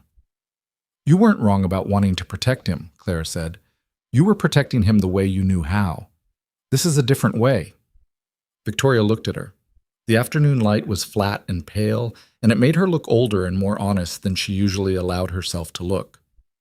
Are you always this fair-minded about people who were unkind to you? She said. It wasn't quite sarcastic, and it wasn't quite genuine curiosity. It was somewhere in between. No, Clara said. I've been angry at you plenty. I just don't see the use in it anymore. Victoria made a sound, not quite a laugh, but close. They went back inside. The evening that changed things, or rather, the evening that revealed what had already changed, was a Thursday in mid-December, 17 days after the storm, unremarkable in its particulars except that it was the first evening since Clara had arrived that the household felt, all at once, and without any deliberate arrangement, like a household. Ethan had come in from the range at a reasonable hour, which had become more common recently. Dix had the operations well in hand, and Ethan had started slowly and with visible difficulty, trusting that. Victoria was in the sitting room with some mending she'd taken up, which was a thing she apparently did when she was not actively managing anything and needed something for her hands. Pearl had gone home. The children were nominally doing their evening routines, but had gravitated, as they increasingly did, to the kitchen. Clara was making supper. A proper supper, not a crisis supper, not a survival supper, just a meal for people who were going to sit down together and eat it. And the kitchen was warm and smelled right, and Noah was on his step stool helping with something small. And Rose was at the table doing her schoolwork with her drawings tucked under the edge of her primer the way she always did. And William was reading in the chair by the stove that he'd quietly claimed as his, and nobody had challenged. Ethan came in, got his coffee, and didn't leave. He sat at the table. He looked at his children doing their ordinary things. He looked at Clara at the stove. He didn't say anything for a long time. Then Rose looked up from her primer and said, Pa, what's the longest winter on record in this valley? And Ethan said, Winter of '67. Snow came in October and didn't break until April. And William said, without looking up from his book, Dix was here for that one. He says the cattle losses were something. And Noah said, Were you here, Pa? And Ethan said, I was 22, first year on the ranch. And Noah said, Were you scared? And Ethan looked at his youngest son with the expression Clara had stopped trying to look away from because it always moved her the same way and she'd given up pretending it didn't. Yes, Ethan said. I was scared every day that winter. But you stayed, Noah said. I stayed. Noah nodded, satisfied, and went back to stirring whatever Clara had put in front of him. Supper that night was an hour long, which was twice as long as their meals had been in October. Not because there was so much to say, but because nobody left. Victoria came in from the sitting room when Clara called them to the table and sat in her usual chair and ate without comment. But at the end of the meal she said, to the table generally, "The biscuits are better than the ones from the Harmon Bakehouse," which was the closest thing to a compliment Clara had received from her, and which produced a look between Pearl's empty chair and the door that suggested Clara was filing it away. After the children went to bed and Victoria retired and the kitchen was quiet, Ethan stayed at the table again. Clara washed up. The same pattern they'd fallen into after the storm, the comfortable quiet of two people who'd found they could occupy the same room without needing to fill it. "William asked me something today," Ethan said. "What did he ask?" "Whether I was happy." Clara stopped. She turned slightly. "He didn't ask it like that," Ethan said. "He asked it sideways. The way he does.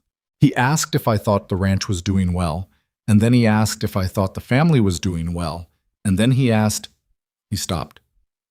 "He asked what I thought about the future." "What did you tell him?" Ethan looked at his hands on the table. "I told him I thought things were getting better, that I thought we were—" He paused. "I said we were finding our way. Is that true?" He looked at her. "Yes," he said. "I think it is."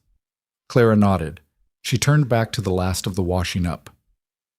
"Mrs. Bennett," he said. "Clara," she said. She hadn't planned to say it. It came out as a correction before she'd decided to make it. The silence behind her had a particular quality. "Clara," he said, testing it. And then, as if he'd decided something, "I want to ask you something, and I want you to know that you can answer however you need to answer, and it won't change your position here." She set down the cloth she was holding. She turned around and looked at him directly. He looked like a man who had rehearsed something and was now finding that the rehearsed version wasn't the right one, and was having to locate the real version in the moment. "When you came here," he said, "you came because you needed work. Yes? Not because of anything else?"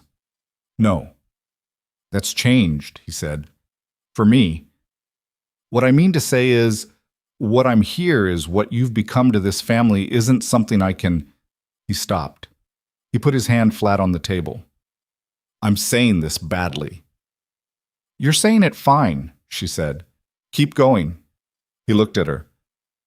"I don't want you to be the cook," he said.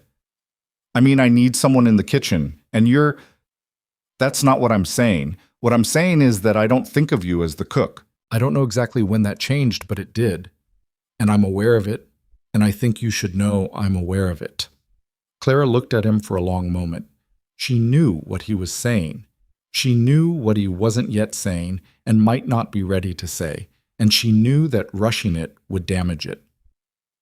"I think," she said carefully, "that this is a conversation that can take its time." He looked at her. Something in his face settled. "All right," he said. "All right," she said. She picked up the cloth again. He stayed at the table.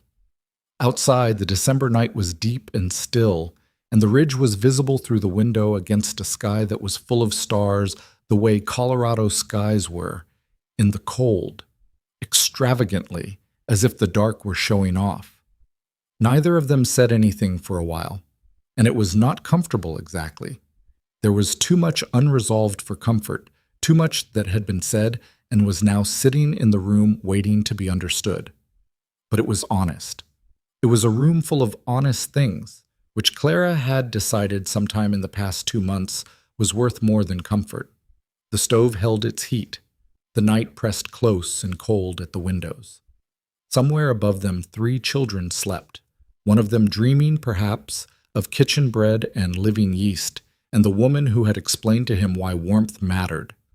One of them with her drawings tucked under her pillow, filling the margins of her sleep with the shapes of the things she was learning to love again. And one of them who had decided, with the unsentimental practicality of an 11-year-old who had seen more than he should and had not been broken by it, that things were getting better, and that he intended to help them get better further. And in the kitchen, a man and a woman who had both lost things sat across and beside each other with the evidence of what remained, which was considerable, not simple, not clean. Nothing about it was clean, but real and daily, and theirs. December gave way to January the way it always did in the high country. Not gradually, but with the blunt insistence of a door closing. The cold deepened and the days stayed short, and the ranch settled into the particular rhythm of hard winter, which was not the rhythm of rest that people who didn't live it sometimes imagined, but the rhythm of constant management, of checking and tending and making sure that the living things in your care survived until the season changed its mind. Clara had been at Caldwell Ridge for 3 months. She knew this because Pearl mentioned it, not as a milestone exactly, more as an observation, the way Pearl observed most things, factually and without ceremony. 3 months Thursday, Pearl said one morning, adding wood to the stove. Longer than the others. The others had less reason to stay, Clara said. Pearl looked at her with the expression she used when she thought someone was being deliberately modest. She didn't comment. She went back to her work.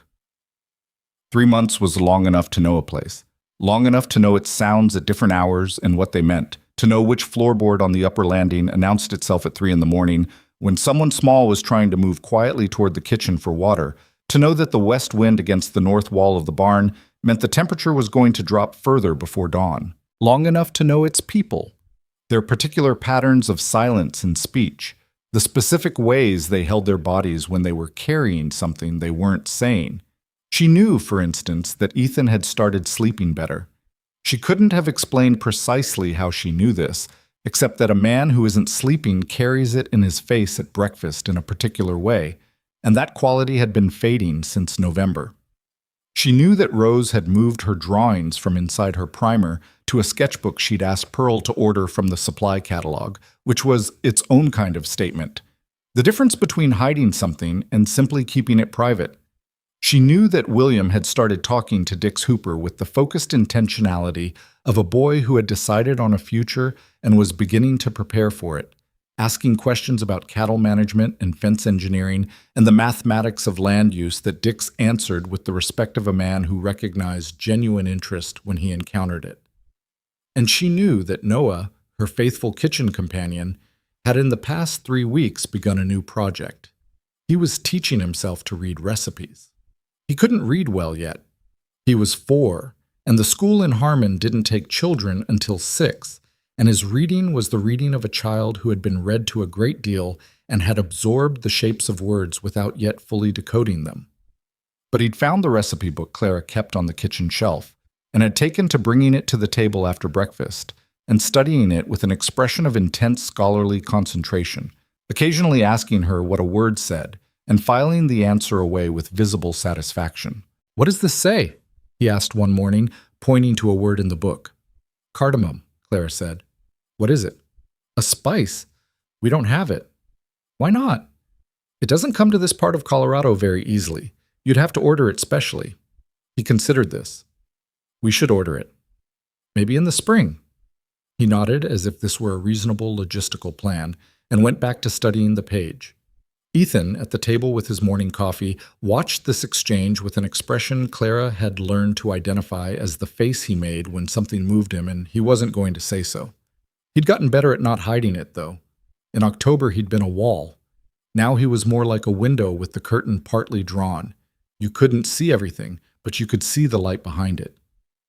It was on a morning in the second week of January that the thing happened which Clara hadn't anticipated and probably should have. She was in the kitchen alone. Pearl wasn't due for another hour. Noah was still asleep. The older children had gone with Dix to check the south pasture fence at Ethan's request, which had been William's first real assignment, and which he'd accepted with the careful composure of a boy trying not to show how much he wanted it. Ethan was in his study. The house was as quiet as it ever got. A knock at the back door. She opened it to find a woman she didn't know, perhaps 50, well-dressed for ranch country, with the bearing of someone who had money and had grown accustomed to having it noticed. Behind her on the path stood a younger man in a good coat. "Mrs. Caldwell?" the woman said. "No," Clara said. "I'm Mrs. Bennett. Can I help you?" The woman's eyes moved over her with the assessment of someone doing a quick calculation. "You're the housekeeper." "I manage the household, yes." "Who are you?" "Eleanor Marsh." She said it as if it should mean something. "My late husband and Ethan Caldwell were business partners for years. I've been traveling. I've only just heard about Margaret." She paused. I came to pay my respects. Clara stepped back and let her in, because there was no reasonable alternative, and sent Pearl's boy, Pa, who happened to be crossing the yard, to get Ethan from his study. Ethan came into the kitchen, and his expression when he saw Eleanor Marsh was not unfriendly, but it was guarded in a way that Clara noticed immediately. He shook the woman's hand and thanked her for coming and accepted her condolences about Margaret with the same careful courtesy he used for all such things. And then he suggested they speak in the sitting room, which was what he always did when he wanted to move a conversation out of the kitchen. Clara stayed in the kitchen. She was not invited to the sitting room, and she had not expected to be. But the house's acoustics were what they were, and the sitting room door was not entirely closed, and she heard enough of what followed to understand its shape. Eleanor Marsh had not come only to pay her respects. She came with a proposition, delivered with the indirect elegance of a woman who had learned to want things without appearing to want them. She had a niece, she said, a young woman of good family and sound character, recently widowed herself, who was finding her circumstances somewhat reduced. She was thinking of the West. She'd always admired Ethan and Margaret's life here. The children needed a mother. And Ethan, Eleanor's voice carried a particular warmth when she said his name, Ethan was still a young man, and a man of his standing deserved a proper partner. Clara kept her hands moving in the kitchen. She wiped down a counter that was already clean. She reorganized the spice shelf, which did not need reorganizing. She was not angry. She noted this about herself with the detached interest of a person observing their own reactions from a slight distance. She was not angry. She was something else, something more complicated and less comfortable. The particular feeling of a person who has been managing not to want something and has just been reminded that they want it. Ethan's response came through the partly open door in pieces, filtered by the distance and the sound of the house. She caught, not the right time. She caught, the children have to be considered. She caught, at the end, something that she didn't fully hear, but whose tone was unambiguous. The tone of a conversation being concluded rather than continued. Eleanor Marsh left 20 minutes after she arrived. She walked back through the kitchen on her way out and gave Clara a look of assessment that had a very slight edge of something else in it. Not hostility, more the look of a woman recalibrating. "A pleasant home," she said to the room. "Thank you," Clara said. After she'd gone and the back door was closed, the kitchen was very quiet. Clara stood at the counter. Then Ethan appeared in the kitchen doorway. He looked at her. She looked at him. Neither of them said anything for a moment. "You heard," he said. "Enough," she said. He came into the kitchen and got his coffee, which was a reflex, and stood with it at the end of the counter in the posture of a man who had decided to say something and was working out where to start. "She's not wrong that the children need stability," he said. "No," Clara said. "She's not wrong about that. But she's wrong about most of the rest of it." He looked at his coffee. "A woman who arrives with a proposition isn't coming for the right reasons. She might think she is. Clara." He said her name the way he'd started saying it in December, directly, without ceremony. "I want to be clear with you about something." She waited. "What I said in December, about how I think of you." He put the coffee cup down. "I meant it then, and it hasn't changed. The only reason I haven't said more is that I didn't want to say more until I was certain I wasn't, until I was sure I was saying it for the right reasons." "And now?" she said. "Now I'm certain," he said. "Eleanor Marsh walking in here made me certain if I wasn't before, because the first thing I felt when she described her niece wasn't consideration. It was, I didn't want it. Not because the idea was wrong in principle, but because I already know what I want, and it isn't something that comes through an introduction by Eleanor Marsh." Clara was quiet for a moment. The kitchen held its warmth around them. "Ethan," she said. His name returned to him. She watched something change in his face when she said it. "I came here with nothing, a suitcase and $17 and the intention to work. That's still what I am." "I know what you are," he said. "I've been watching you for 3 months." "I'm not Margaret." "No," he said, simply and without flinching. "You're not, and I'm not asking you to be, and I wouldn't want you to be." He paused. You're someone else entirely. That's not a lesser thing. She looked at him. I'm also not a young woman, she said. I'm 34 and I've been a widow and I have opinions about how kitchens should run, and I will argue with you when I think you're wrong, and I have argued with you and I intend to continue. I know, he said, and the corner of his eye did the thing it did. I've noticed. I'm saying it isn't simple. Nothing about any of this has been simple, he said. I'm not looking for simple. I stopped looking for simple when I was 22 and the first winter nearly killed me and I stayed anyway. He looked at her directly. I'm asking you to stay. Not as an employee, as... He stopped, tried again. As the person this house has become itself around. As my partner, if you'll have it. As whatever you want to call it, so long as it means you stay. The kitchen was very quiet. Outside, somewhere down the ridge, she could hear one of the horses in the barn, and the sound of the wind along the eaves, and further out the silence of the valley under its cover of winter. I'll stay, she said. Not because it was easy, not because she was certain. She was not certain, because certainty was a thing that belonged to people with simpler histories, and neither of them had simple histories. But because she had learned, in the 2 years between her husband's death and this kitchen, that the choice to stay was always the harder choice, and usually the real one. That leaving was easy, and staying was what asked something of you, and she had enough left in her to be asked. Ethan nodded. Once, the way he nodded when something had been decided and he was going to hold to it. All right, he said. All right, she said. And then Noah appeared at the kitchen door in his nightshirt because he had heard voices and followed them in the way he followed everything that interested him, which was most things. And he looked at both of them standing at the counter with their coffee and the particular quality of space between them, and said, with the penetrating clarity of a 4-year-old, "Are you two having an important conversation?" "We were," Ethan said. "Is it done?" "Yes," Clara said. "Good," Noah said, "because I want to know if we can have the bread with the seeds today. I looked at the recipe book, and I think we have everything." Ethan looked at Clara. Clara looked at Ethan. Something passed between them that didn't need words. The particular look of two people who have just agreed to something large and are now being returned to the small, immediate world by a child in a nightshirt, and who find they don't mind. "We'll need to check the pantry," Clara said to Noah. "I already checked," Noah said. "We have seeds. I made sure." He had in fact lined up the seed jar on the counter with the kind of advanced preparation that suggested he'd been planning this for some time. Clara looked at the jar. She looked at Ethan. He was trying not to smile and not succeeding. "Then we'll make the bread with seeds," Clara said.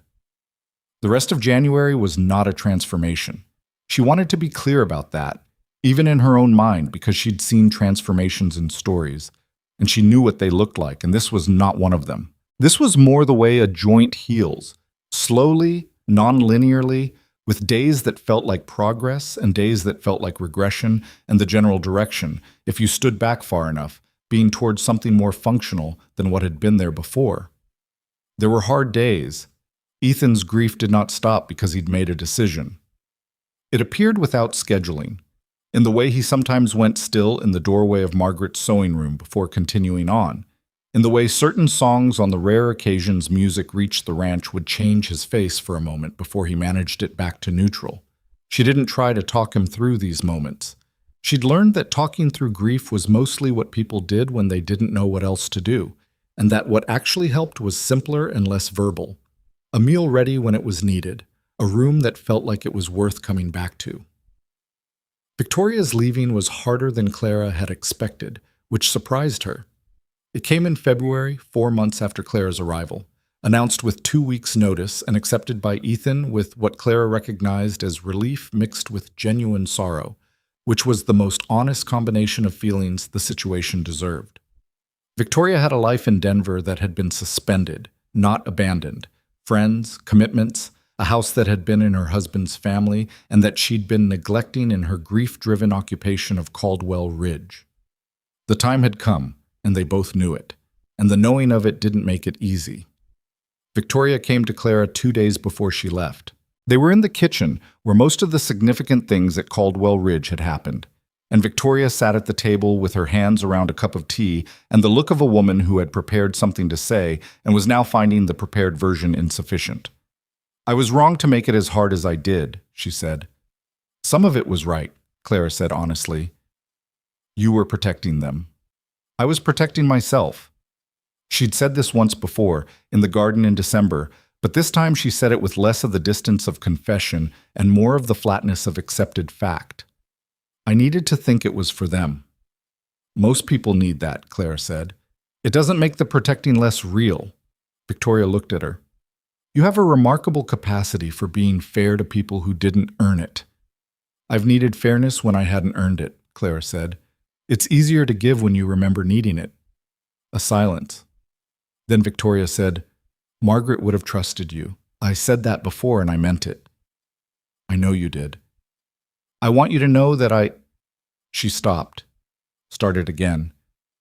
"The children are going to be all right. I wasn't sure. For months I wasn't sure, but now I am." She looked at her tea. "That's because of you." "It's because of them," Clara said. "I just made the kitchen a place they could come back to." "Don't do that," Victoria said, not unkindly. "Don't minimize it. It matters where people can come back to. It matters more than almost anything." Clara was quiet for a moment. "Yes," she said, "I suppose it does." Victoria left on a Tuesday morning with 2 trunks and the decisiveness of a woman who had made a decision and was going to hold to it. The children came out to see her off. Rose hugged her with the complicated intensity of a child who understood this was real and important, even if she didn't have words for why.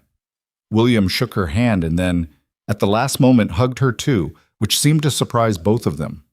Noah informed her gravely that she should eat breakfast every morning because it was the most important meal, which was something Clara had told him and which he was now distributing as general wisdom. Victoria looked at Noah for a long moment. Then she put her hand briefly on the top of his head, not ruffling his hair, just resting her hand there for a moment, and got into the wagon. She looked back once when the wagon reached the gate. Clara, standing at the top of the porch steps, raised her hand. Victoria raised hers. Then the wagon went through the gate and down the road toward Harmon, and the gate closed behind it. Ethan stood beside Clara on the porch. "She'll come back," he said, "for visits." "I think she will," Clara said. "It's different, visits." "Different isn't worse," Clara said. "Sometimes different is exactly what something needs to become." He looked at her. She could feel him looking, but she kept her eyes on the road where the wagon had gone, giving him the space to look. Spring arrived the way Colorado springs arrived. Not graciously, not consistently, but in fits and genuine commitments.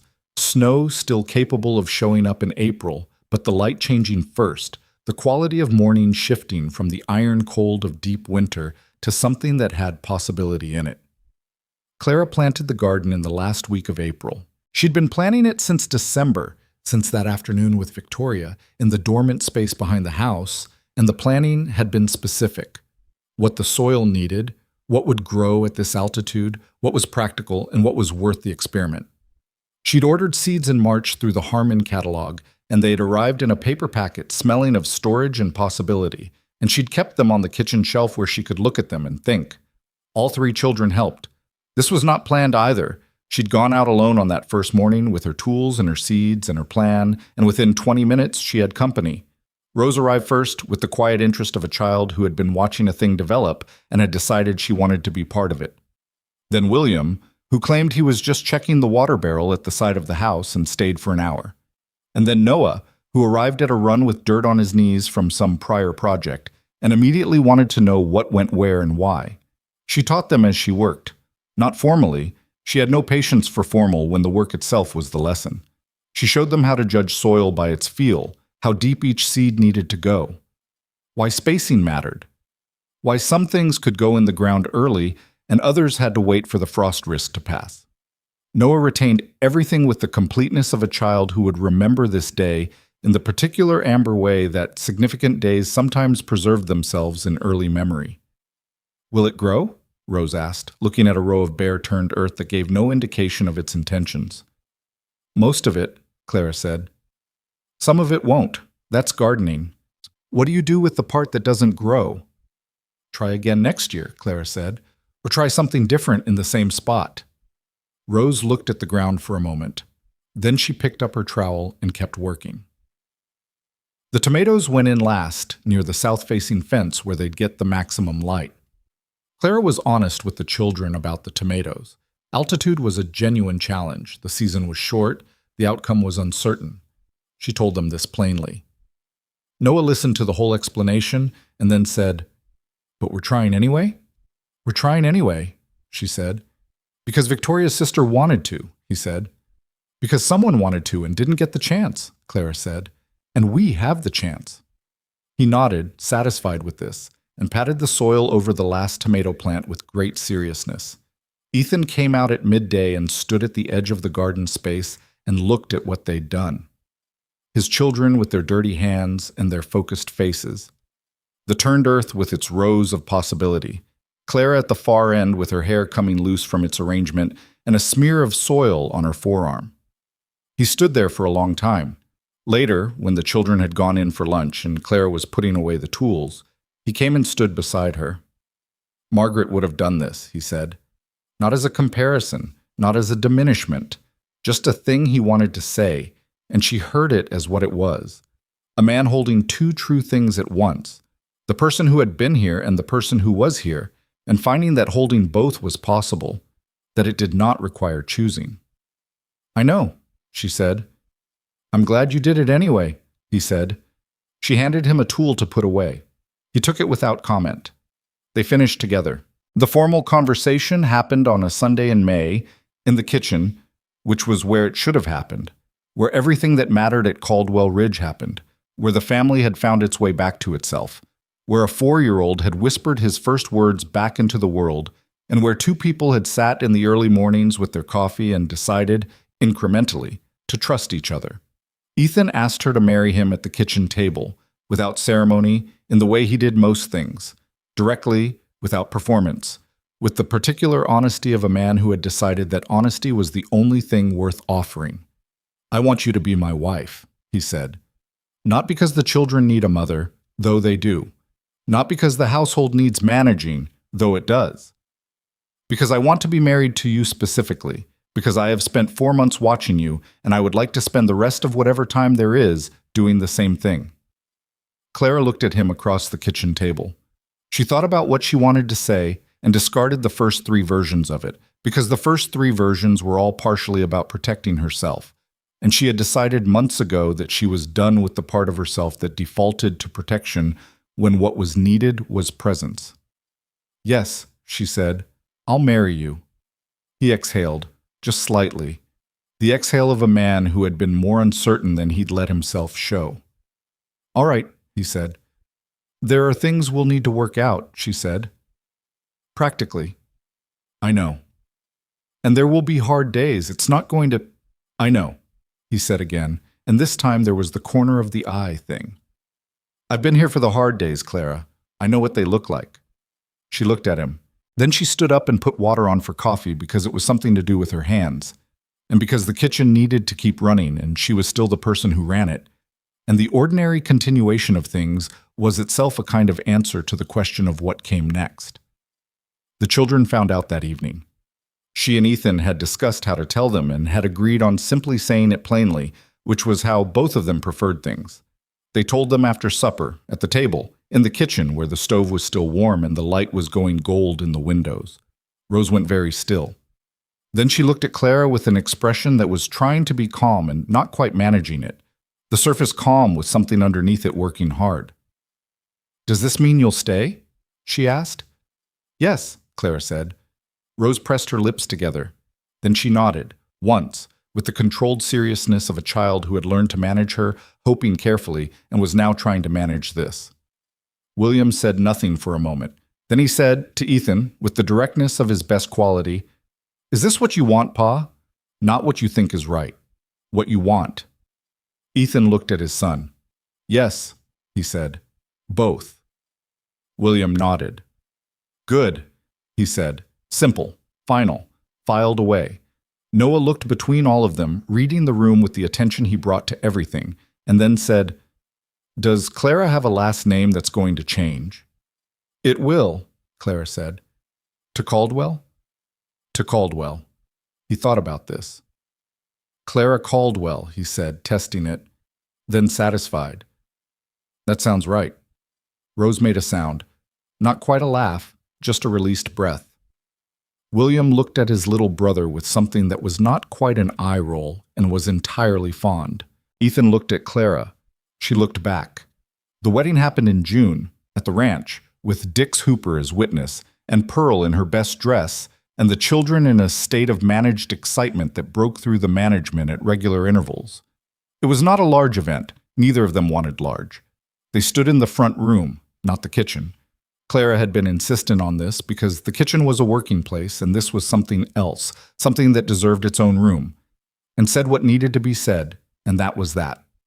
Afterward, Pearl made a cake, which Noah had assisted with so thoroughly that there was flour on the ceiling of the kitchen that would remain for 3 days. The summer that followed was not simple. Nothing at Caldwell Ridge was simple, which Clara had come to regard as one of its truest qualities. Ethan's grief did not end because he'd remarried. She would have been alarmed if it had, because that wasn't how people worked, and a grief that ended that quickly would have meant it was never real. Instead, it settled into something more like a scar. Present, permanent, part of the landscape of him, but no longer acute. He talked about Margaret sometimes, and Clara let him, and the children talked about her too, and she became over those months what she should have become all along, not an absence shaped like a person, not a grief too large to be near, but a memory that could be touched without flinching. Rose's drawings came off the shelf and onto the walls, not in a formal way. Nobody made a decision about it. She just started leaving them places where they could be seen, and nobody took them down, and eventually there were drawings in the kitchen and the sitting room and the upstairs hallway, careful and detailed and alive. One of them, the one she was most proud of, showed the whole family at the kitchen table from an angle slightly above. Ethan at the end, Clara at the stove, William reading, Noah on his step stool. And she'd put it in the kitchen where the light caught it in the mornings. Clara looked at it sometimes while she worked. She'd never been good at accepting things cleanly. There was always a part of her that held things at a slight remove, checked them for instability before committing, kept 1 foot back. It was a quality that had served her well in hard years and cost her in good ones. She was working on it. William, by the end of that first summer, was spending 4 days a week with Dix in what was essentially an apprenticeship, though nobody called it that. He was learning the ranch the way his father had learned it, from the ground up, with his hands and his patience and a stubbornness that Ethan recognized with the complicated pride of a parent seeing himself in a child. One evening at supper, William said something about a fence line decision that was genuinely correct, and Ethan looked at him across the table and said, "You're right," without qualification, and William absorbed this with the stillness of a person receiving something they'd needed for a long time. Noah learned to read that fall. He was 5, and the school in Harmon still wouldn't take him for another year, but Clara taught him herself in the kitchen in the mornings, using the recipe book as his primary text, which meant his reading vocabulary was heavily weighted toward measurements and ingredients, but also meant he approached reading as a useful skill rather than an academic exercise, which was probably going to serve him better in the long run. The tomatoes, against the prevailing wisdom and the altitude and the short season, produced. Not abundantly. Not the way they would have in lower country with a longer summer. But 6 plants on the south fence yielded enough tomatoes in August that Clara made a sauce, and they ate it with the bread Noah had helped make. And the bread had seeds on top because Noah had insisted, and they ate it at the kitchen table on a warm August evening with the windows open and the smell of the garden coming through. Nobody made a speech about it.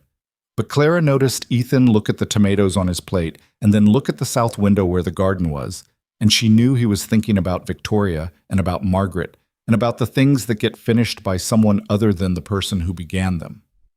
She was thinking about it too. She thought, this is what it is. Not the life you planned, not the life you thought you were building when you were young and everything seemed like it had a clear trajectory, but the life that came from staying when you could have left, from choosing the hard thing over the easy thing, from deciding that the people in the room with you mattered enough to be worth your best effort, even on the days when your best effort was pretty ordinary. She thought, most lives that are worth anything don't look the way anyone expected.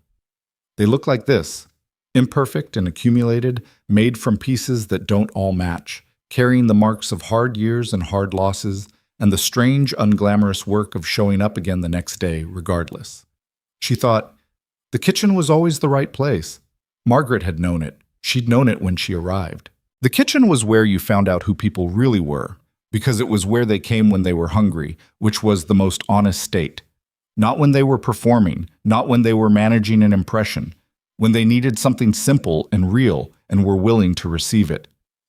She had built a life once and lost it, and she had come to this kitchen with a suitcase and $17 and no expectation of anything except survival, and what she had found instead was this family, fractured and imperfect and entirely real, who had needed someone to make the kitchen warm again and had let her, and in the letting had become, without anyone planning it, hers.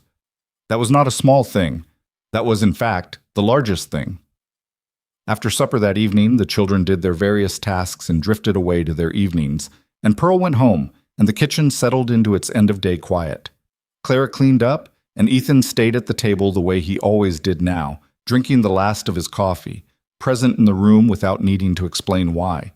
She finished the washing up and dried her hands and sat across from him, and the August evening light came through the windows long and golden and lit the kitchen in a way that made everything in it look like it had been there forever. "Good summer," he said. "Yes," she said. "Tomatoes." "The tomatoes," she agreed. He looked at her. She looked back. Outside, the ranch went about its evening business, the horses settling in the barn, the hands finishing their last tasks, the sounds of the valley going quiet in the warm dark. People who have known real loss and survived it and found their way to something real afterward.